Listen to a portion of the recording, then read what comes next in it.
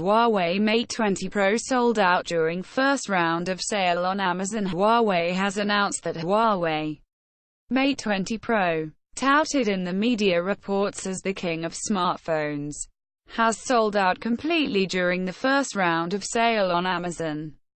Huawei has partnered with Chroma for its offline strategy and will also be organizing road shows between December 4th and December 16th to give customers an exclusive experience of the smartphone.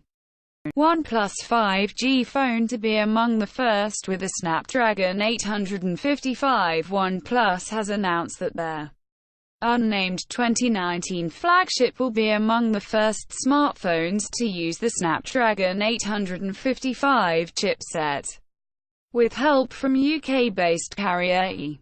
It would also be Europe's first 5G phone, they further said. Reportedly, the 5G OnePlus device will not be the official OnePlus 7 but will rather be a part of a separate product line. China's state media calls Huawei CFO arrest a despicable rogue act. China's state media called technology giant Huawei's CFO Meng Wanzhou's arrest in Canada despicable rogue's approach.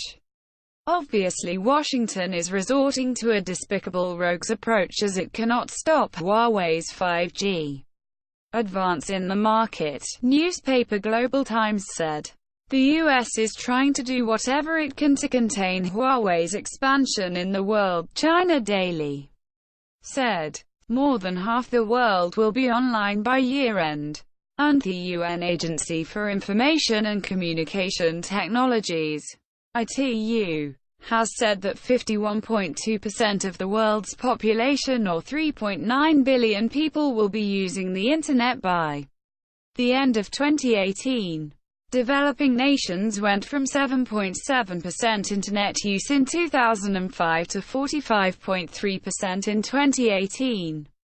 ITU added that 96% of the world's population is within the reach of a cellular network.